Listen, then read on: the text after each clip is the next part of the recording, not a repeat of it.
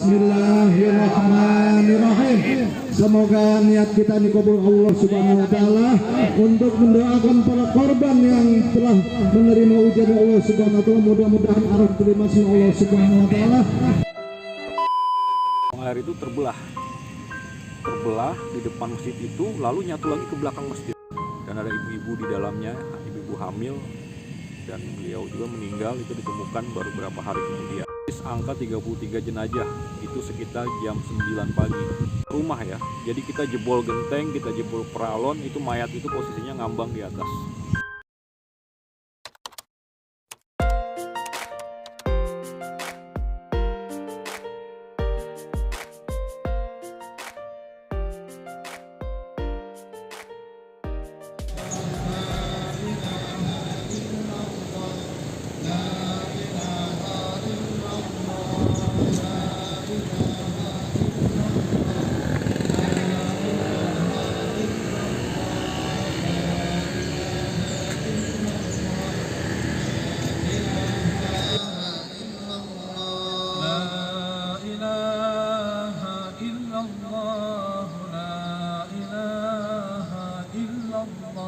Itu ratusan orang, karena di sana banyak kontrakan mahasiswa mahasiswi yang kadang-kadang nginep nggak ketahuan lagi. Ya Rabbana wa ilahana wa laka syukru kama yanbaghi li jalalik wajhika al-karim wa 'azimi sultanik. Allahumma salli wa sallim wa barik ala sayyidina Muhammad wa ala ali sayyidina Muhammad.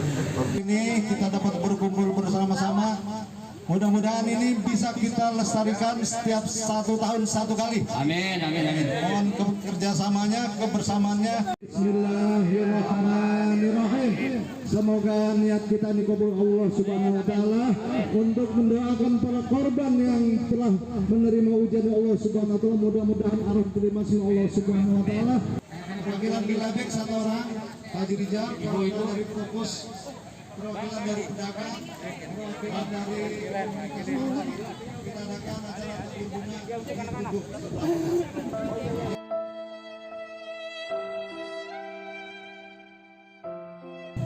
Assalamualaikum warahmatullahi wabarakatuh. Berjumpa lagi dengan saya Bang BT dalam channel Sember TV.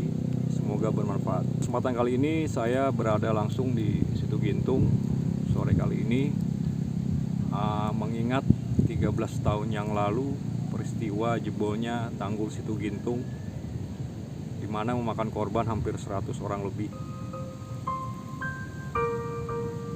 Berada di sini seperti mengingat nostalgia ketika saat itu saya sendiri berada di lokasi dan menyaksikan sendiri keajaiban-keajaiban yang terjadi pada peristiwa itu.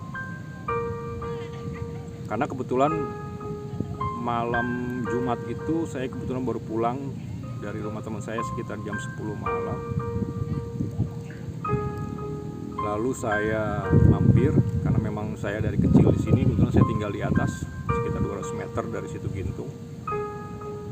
Biasa saya kalau malam itu suka pulang, suka nongkrong ya, mancing, ngobrol sama teman-teman sampai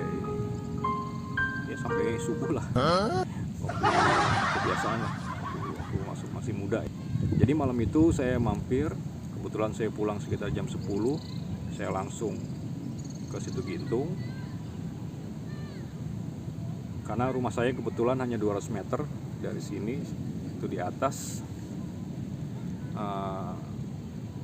Saya menyaksikan langsung saat saya lewat di atas tanggul itu air yang begitu besar. Saya belum pernah melihat air sebesar itu. Saya sudah punya firasat buruk. Lalu saya mampir ke pintu air. Dulu pintu airnya ada 2, di sebelah barat dan sebelah timur. Saya yang pintu air sebelah barat, kebetulan ada teman saya di sana. Lalu saya ngobrol-ngobrol, menanyakan bagaimana keadaan. Ternyata air itu sudah sampai sepaha di bawah, itu ya, di hulunya itu sudah sampai sepaha. Lalu saya bantu teman-teman saya mindahin kayak kasur, TV segala macam untuk mengungsi.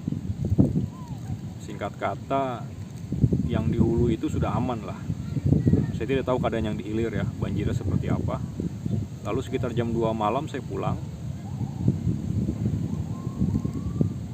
Dan sekitar subuh, sekitar jam 5 lah, saya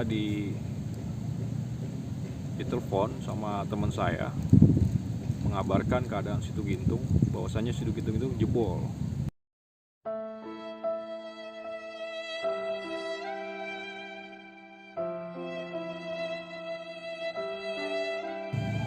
Saya ingat semalam saya masih dari situ gitu, saya kan nggak percaya dengan apa yang terjadi. Saya langsung menuju ke lokasi karena akses terputus karena lintasan air. Saya cuman sebentar ke situ, nanya kiri kanan bagaimana keadaan si Anu semua aman. Oke lah, saya langsung pergi.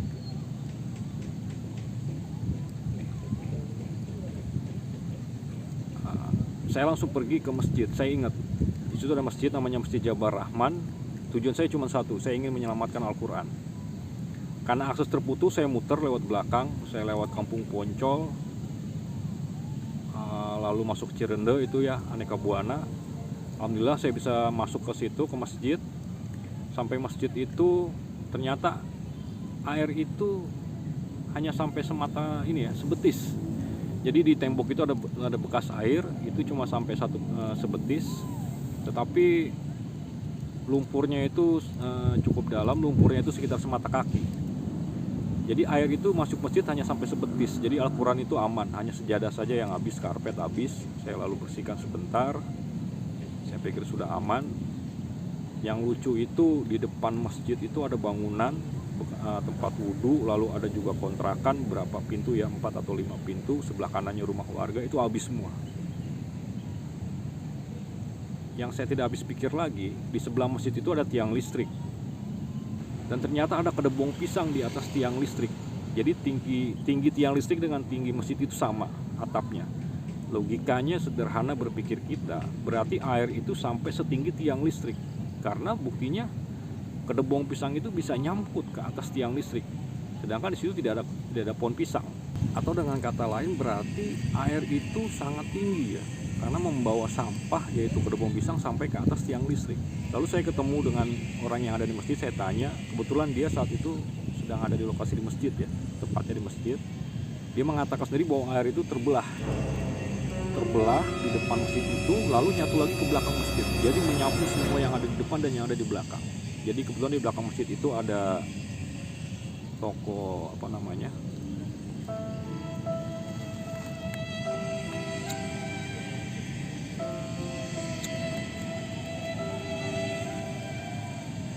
jadi semua bangunan yang ada di depan, tempat wudhu, lalu ada kontrakan, rumah warga itu habis semua, termasuk empang, gubuk-gubuk itu semua habis. Dan di belakangnya juga, kebetulan juga di belakangnya itu ada satu warung rokok dan ada ibu-ibu di dalamnya, ibu-ibu hamil, dan beliau juga meninggal, itu ditemukan baru beberapa hari kemudian jenazahnya.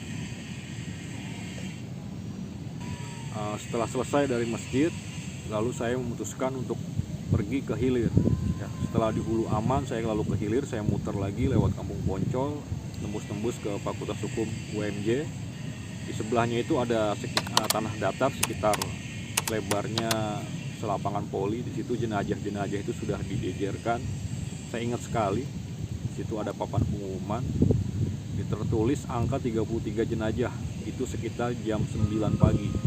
Jadi sudah ditemukan 33 jenazah. Kebanyakan mereka itu mahasiswa yang ngekos di situ, dan banyak sekali mahasiswa yang ngekos di situ. 33 jenazah. Lalu saya bantu sebisa saya mencari jenazah karena kondisinya rumah itu terkunci semua. Jadi kita masuk itu lewat atas. Air masih tinggi, air masih serumah ya. Jadi kita jebol genteng, kita jebol peralon, itu mayat itu posisinya ngambang di atas. Kita ambilin pakai perahu karet, lalu kita bawa ke tempat evakuasi di samping Fakultas Hukum UMJ. Karena waktu itu hari Jumat, sekitar jam 11 saya memutuskan untuk pulang untuk sholat Jumat. Lalu saya teruskan setelah Jumatan.